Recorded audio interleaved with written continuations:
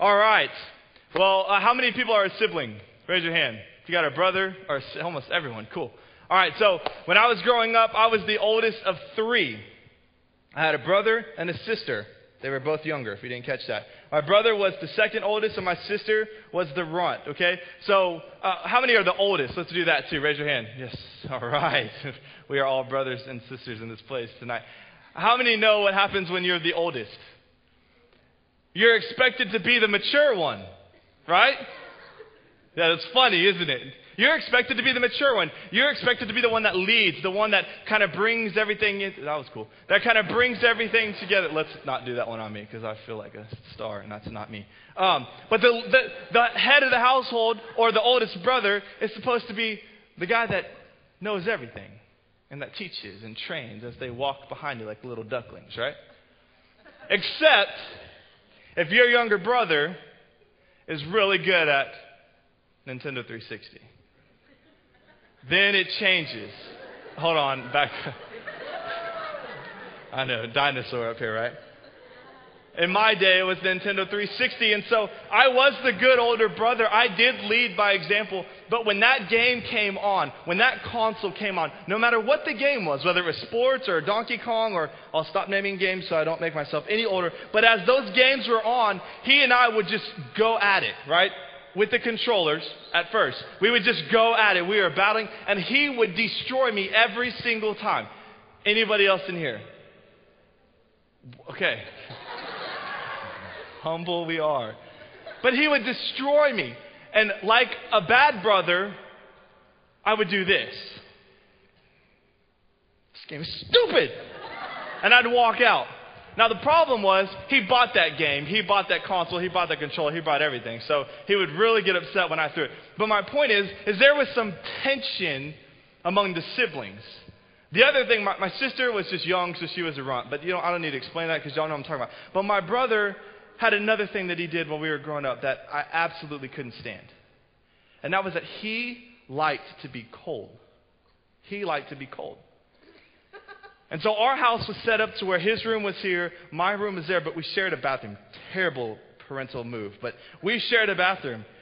And so in the middle of the night in the winter, when it was 20, 10, okay, 30, but it felt 10 for us, he would go when I was asleep, and he would open the bathroom window so that all the cold air would brush through, only to his room, right?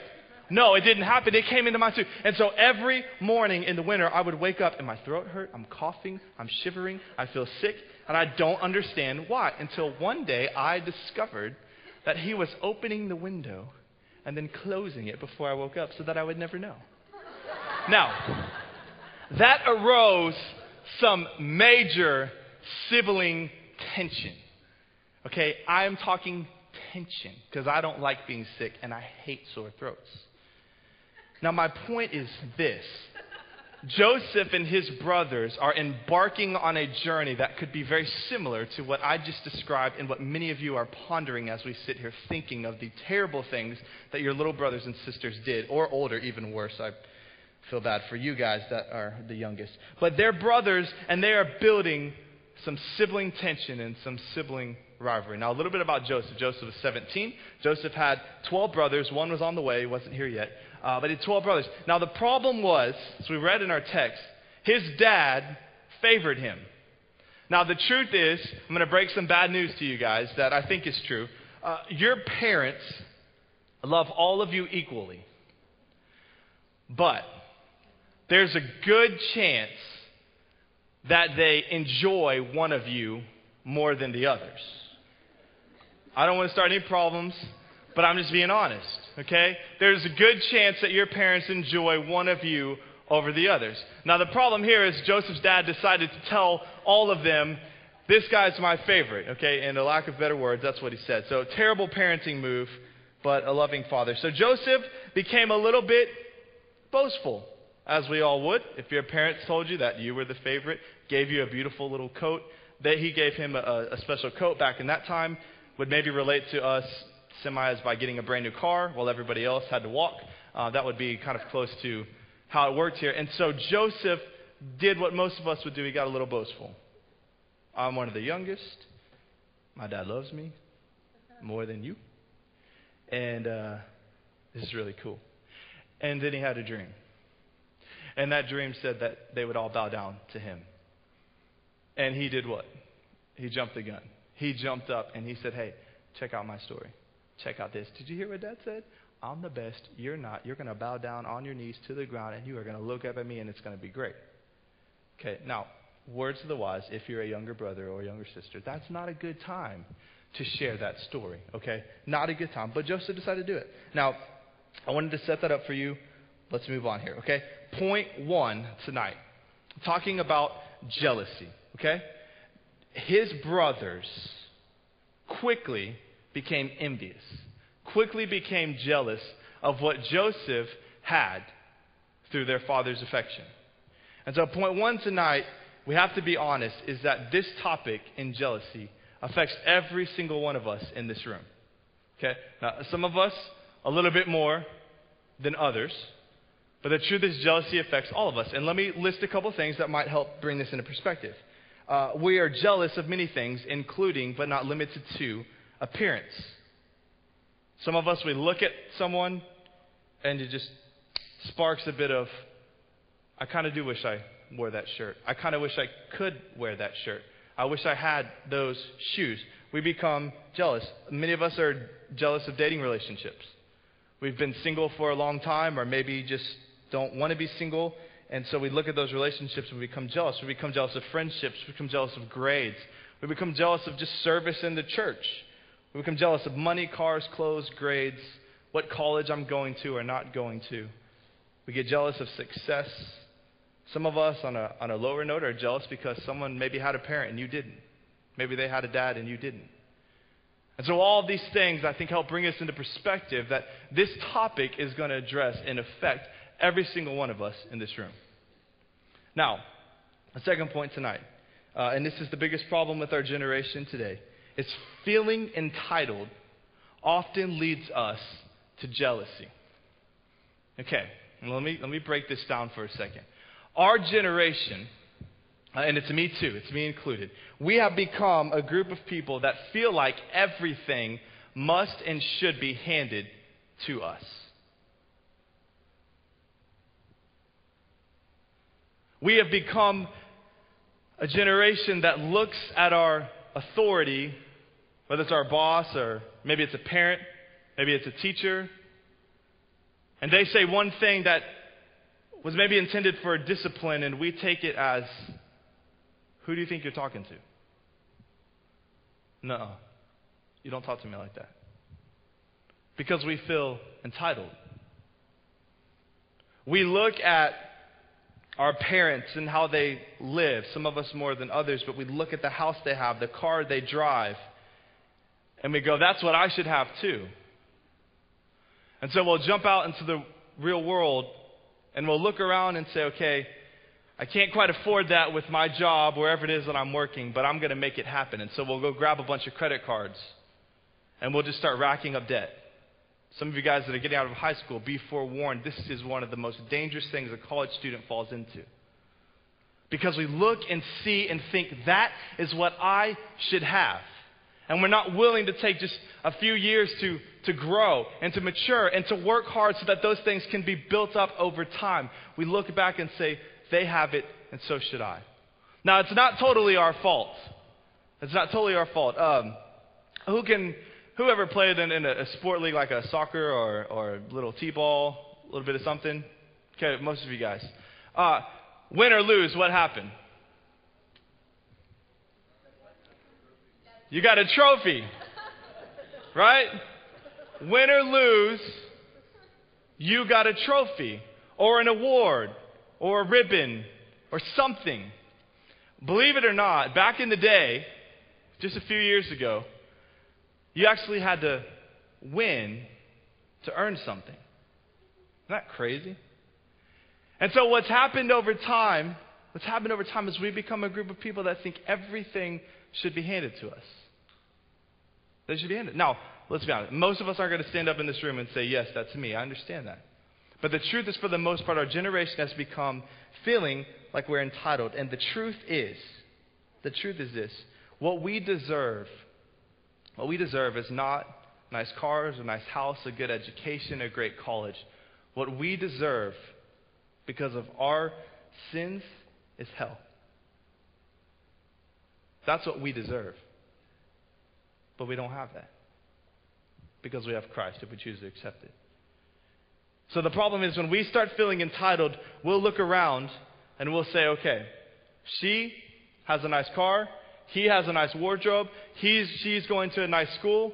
And so we begin to think, well, I deserve that too. I deserve that too. And so we start chasing after things that we don't need to. And the truth is, what we really deserve is not what we want. Remember this. The next time you feel entitled or begin to think that you deserve something simply because you walked outside of your house, God does not need you. God doesn't need you. But He loves you. He loves me. He loves us. And that's why He uses us. And that's why He gives us things. And don't think that loving God is going to get you a bunch of nice stuff, because it won't. But having a relationship with Christ will bring blessings that He knows are just right for you. So point 2 tonight is feeling entitled often leads us to jealousy. Point 3 is jealousy is being ungrateful to God. Have you ever thought about that?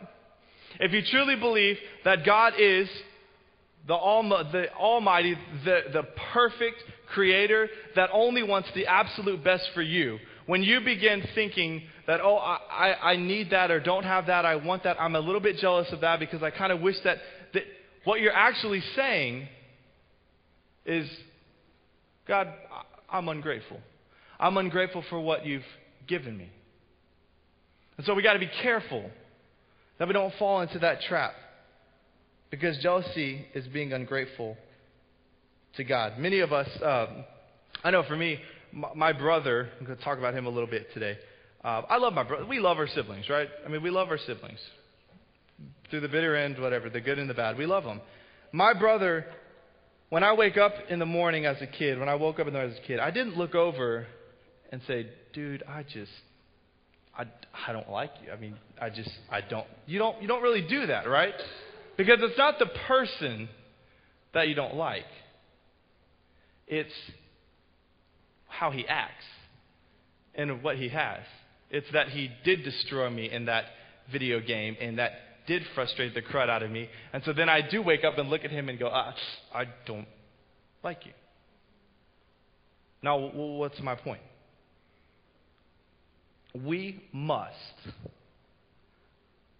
get into a spot in our lives, you and I, when we look at God and say, God, I understand that there are some things that I could want, okay? For me, my weakness is electronics. I love electronics. If I could have a TV, no, let's not say that. If I could have a bunch of TVs everywhere that I walked, I would do that, because electronics just, they intrigue me. I enjoy them greatly. But I know that it is not in God's will for me to have a TV every place that I walk. I know that it's not His will for me to drive a Mercedes-Benz or a BMW. I get that. Why do I get that? Because I understand that His will for me has not called me to that, but it's called me to where I am today. And the truth is, I'm a pastor. If you didn't know that, as a pastor, I'm never going to make a whole lot of money. I'm never going to get a mansion. I guess I might. I don't know. But I'm never going to have the big things. But you know what's crazy is that I'm okay with that. That doesn't faze me even for a second. Because what I hold on to most, what's dearest to me, is my relationship with Christ. Because the relationship with Christ is what drew me out of who I was and brought me into who I am now. Who I was before, just 5 years ago, was a crazy, messed up kid that did a lot of stupid stuff, that thought he was headed in the right direction, but really was headed nowhere. And the truth is, I say this all the time, but if you knew me 5 years ago, you wouldn't believe that I would be standing here today. And the truth is, what I loved and wanted 5 years ago are not the same things that I love and want today. It's not what I love and want today. Why? Because I realized that there is something better. I realized that there's something better. Why would we be jealous? Well, because we look at God and say that, man, what you have for me is is not enough. And I know none of us would boldly say that. But I just, as I was thinking about tonight and just getting ready for tonight, I just couldn't stop thinking about how much we want that. The truth is, when you get out of high school, it becomes all about you.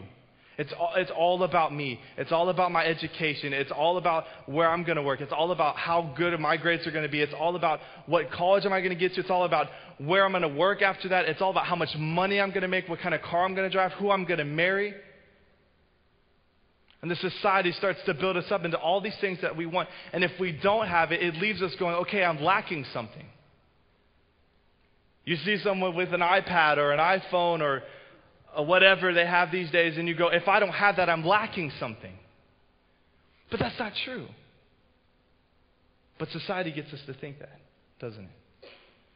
And we start looking around, and I heard an awesome story the other day about a guy that, I won't share his name, but he's out of college, and he's been looking for a job. And he's been patiently waiting. And the truth is that job hasn't come yet. And he didn't quite understand why. It was kind of frustrating. He went to school. He did everything. He worked hard. He got good grades. But he still hadn't have a job. And then he went to a job fair. And he met a bunch of guys and a bunch of girls that had been working for years. And they got laid off because the economy got bad. And he was able to step back and say, okay, God, I would really like a job. I would really love to be in the workforce, but I see now that these men and these women that have been working for years, that have kids and families and huge homes, they need these jobs more than I do. And it was incredible to see him just stand back and say, God, I trust you and I'll wait on you. And so you take your time and you help them first. Isn't that cool? That's the point that we have to get to in life, though, that we're willing to step back and say, whatever's out there looks good, but whatever he has for me is so much better. That's what we have to chase after. And so we get jealous. We become ungrateful to God. Number 4 is jealousy can lead us to do stupid things. Jealousy can lead us to do stupid things. I'm going to read the rest of our passage tonight. Verse 12, it says, soon after Joseph's brothers went to pasture their father's flocks in Shechem. When they had been gone for some time, Jacob said to Joseph, your brothers are pasturing the sheep at Shechem. Get ready, and I will send you to them. I'm ready to go, Joseph replied. Go and see how your brothers and the flocks are all getting along. Jacob said, then come back and bring me a report. So Jacob sent him on his way, Joseph's dad. And Joseph traveled to Shechem from their home into the valley of Hebron. When he arrived there, a man from the area noticed him wandering around the countryside. What are you looking for? He asked. I'm looking for my brothers. Joseph replied, do you know where they are pasturing their sheep? And I have more to read, and I didn't write it all down.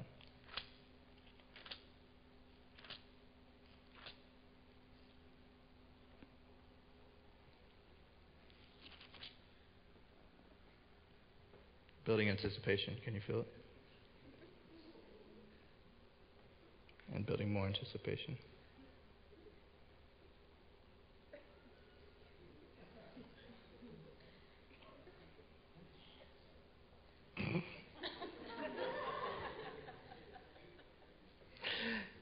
And now, sorry.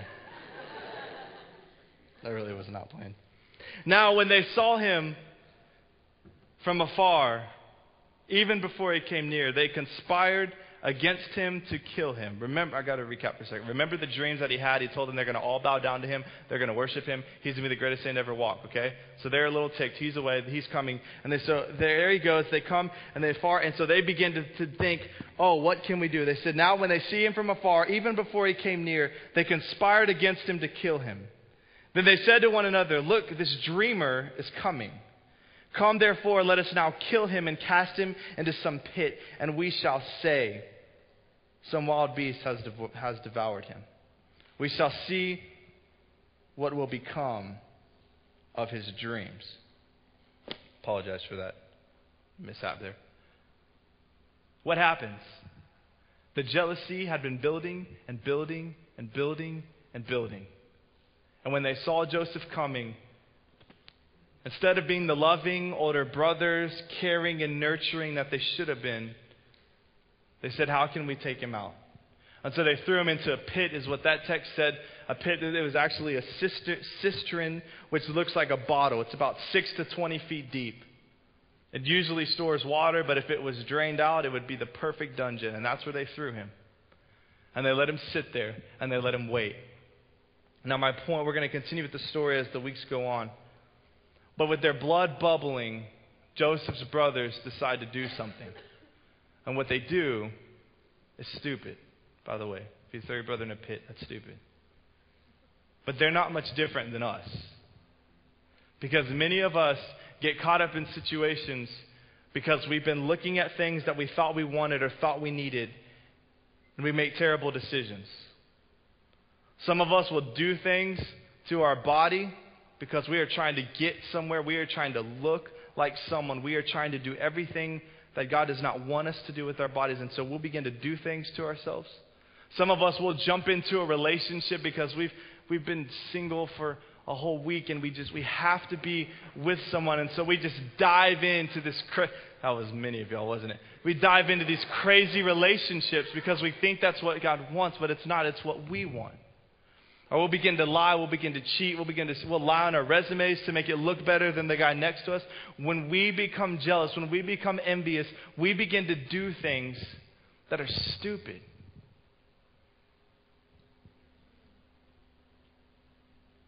How do we fight this? How do we fight this? Just 3 things real quick. The first one is this. Daily, I think for us, the best way to prevent ourselves from falling into this trap is to simply thank God for what He has given us. And I know many of us, you would probably stand up and say, okay, I do that. I mean, I'm thankful that I'm alive. I'm thankful that I have a house that I can, but that's not what I'm talking about. When we are going to say thanks to God, we need to be exhaustive. We need to take those moments to really sit back and look at what has this great God given me. Not compared to anybody else, but what has He given to me? What is unique about me? What is special about me? And that is when we begin to just thank Him. He gave us life. He gave everyone in this room clothes. He gave us a home. He gave us food. He gave most of us an education. He's given us parents. He's given us brothers and sisters, aunts and uncles, grandparents. All of these things we begin to accumulate and we go, oh my gosh, I can't even remember the last time that I actually thanked my God for everything that He's given me. And so how do we fight jealousy? We stop looking outward to what we don't have and we look inward and say, thank you, God, for giving me what I do have. And I think many of us would be a little ashamed if we really thought, when was the last time I truly did just thank God for not what He didn't give me, but what He did. That's what we have to do. That's point 1 to fighting this. God is not a vending machine. When we pray, just a side note here, before you ever ask for any, I'm not going to ask you to tell me when you've done this, but most of us, if I could be honest, when we pray, it's not, God, you're so good. Thank you so much for everything you've given me. It's, okay, I got 30 seconds. I got to make this quick. God, okay, listen. Dude, I need gas. I need food. And I need to get to this place. I have 10 minutes.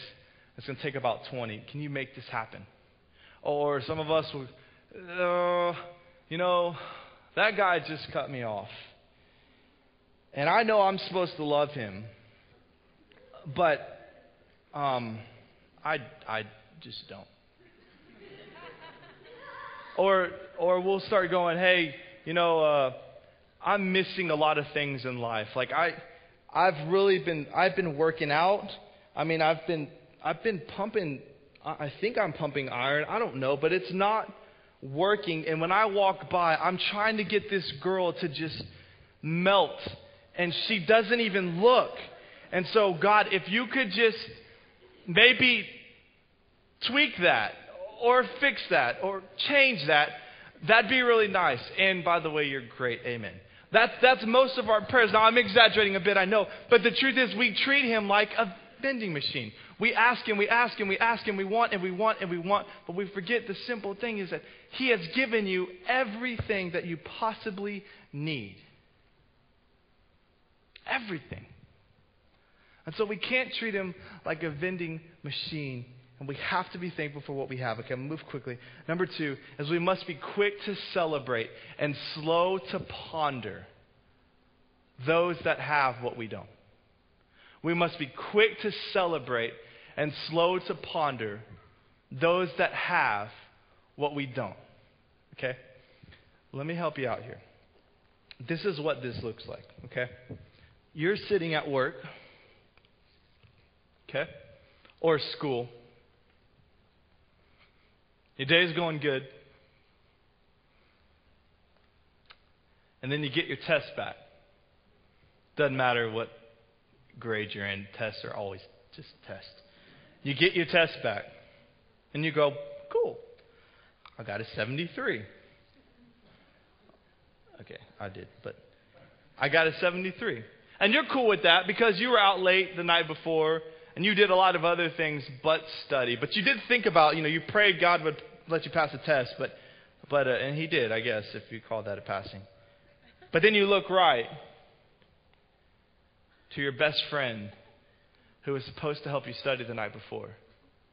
And they got a 99. But you don't celebrate with them, do you? No, we kind of start to ponder. Man, you were supposed to help me study. I asked you to put your sheet over so that I could see it, and you didn't. And you look cute today. And so we're quick to think about all the negatives.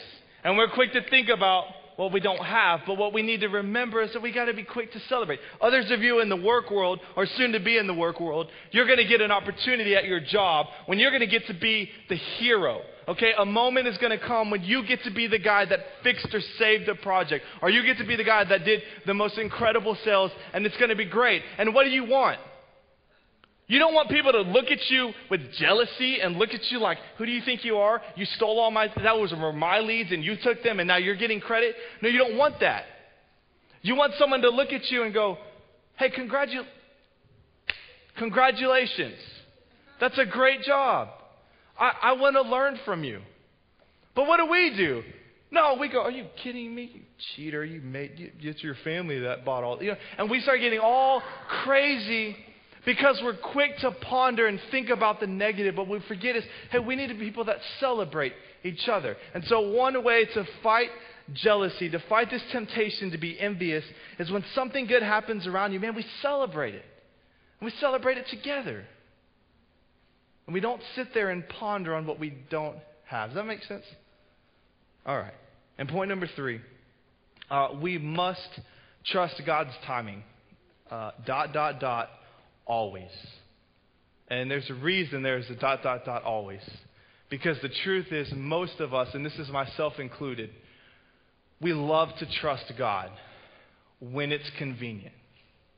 We love to trust God when He put us in the right school. We love to trust God when He gave us that promotion. We love to trust God when He brought us the perfect job or that beautiful car. We love to trust Him.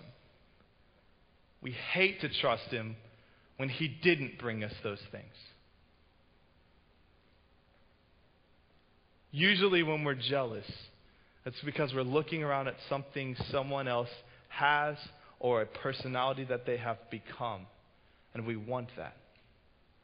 But if we believe that God is perfect, whole, and just wants the best for us, we can look at Him and say, I trust you. I'll wait. I'm just going to give one example, and then we'll be done. And I think this is the most relevant that we could ever talk about in here. And it's dating. This is not a dating talk, but I want to just take a little side road, and I want to say this to you. The worst place, the absolute worst place in this stage of life, not in high school or junior high, but in this stage of life, that you could not trust God is when it comes to dating relationships. And here's why.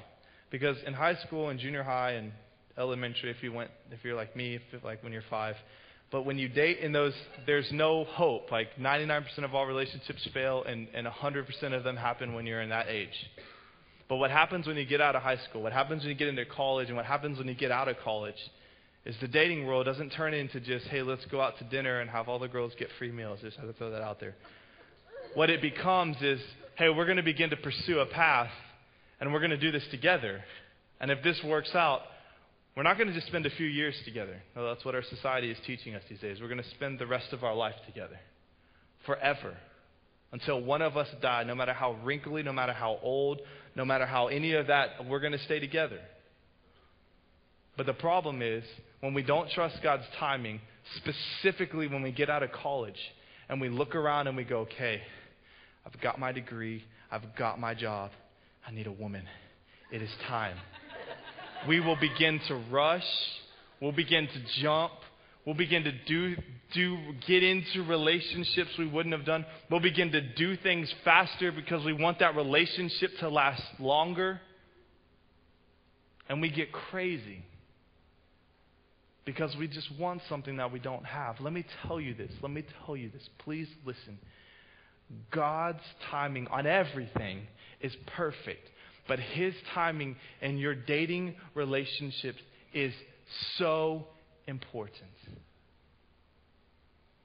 But you have to be willing to trust it. And you have to be willing to trust Him. If you're 40 and single, it's okay. There's nobody in here, so I can say that and not get hurt. It's okay. If you're 30 and single, it's okay. If you're 18 and single, it's okay.